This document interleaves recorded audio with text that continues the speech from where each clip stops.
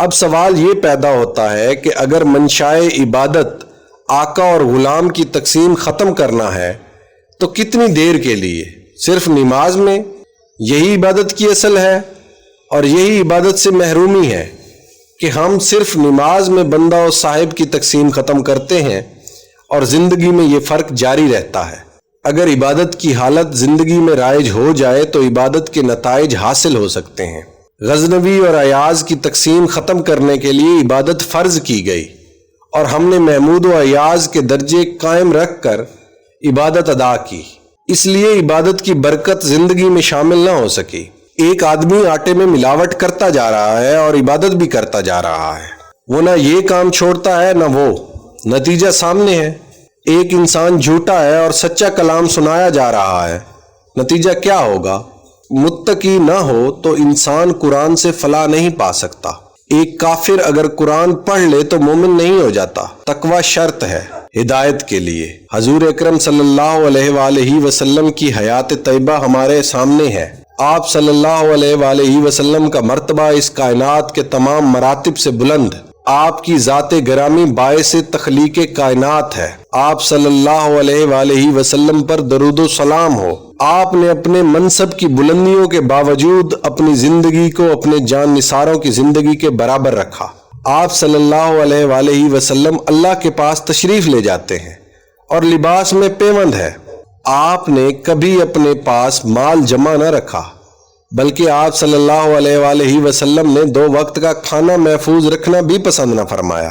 عبادت کی تاثیر حاصل کرنے کے لیے یہ ضروری ہے کہ عابدوں پر زندگی کی نوازشیں یکساں ہوں۔ اگر ناہموار معاشی، سماجی اور معاشرتی زندگیاں ایک جگہ یکساں عبادت کے عمل میں مصروف رہیں اور سالہ سال رہیں تو بھی نتیجہ یکساں نہیں نکلے گا، بلکہ کچھ نتیجہ نہ نکلے گا۔ ہماری عبادت اپنے ثواب سے محروم ہے، اس لیے کہ ہماری زندگی یکساں مواقع سے محروم ہے۔ یتیم کا مال چھین کر حج کرنے والا ظالم حج کے ثواب سے کیوں نہ محروم رہے؟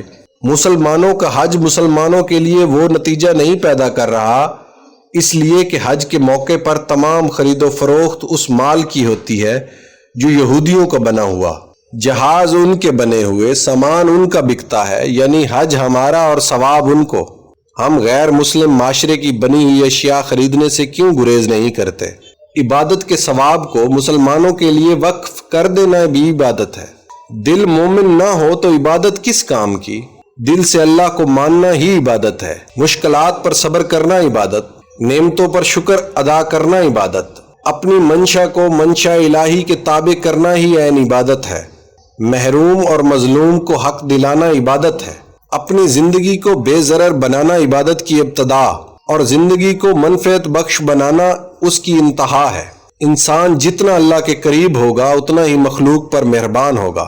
یہی اصل ہے کہ جو اللہ کے حبیب ہیں، اللہ کے انتہائی قریب ہیں، وہی کائنات میں سب کے لیے رحمت ہیں۔ اللہ کی عبادت ہمیں مخلوق پر شفیق بناتی ہے۔ مخلوق پر ظلم کرنے والا، ان سے دھوکہ کرنے والا، ان کی خوراک میں ملاوٹ کرنے والا جتنی عبادت کرتا جائے بے فائدہ ہے۔ کسی کا حق چھیننے والا تقرب الہی کا دعویٰ کرے تو یہ دعویٰ دلیل سے محروم ہے۔ عبادت اجتماعی فلاح کے لیے ایک حقیقی اور اسلامی راستہ ہے۔ عبادت انفرادی امتیاز نہیں۔ کشتی کنارے لگی تو سبھی کنارے لگیں گے، ورنہ سب کے لیے مشکل ہے۔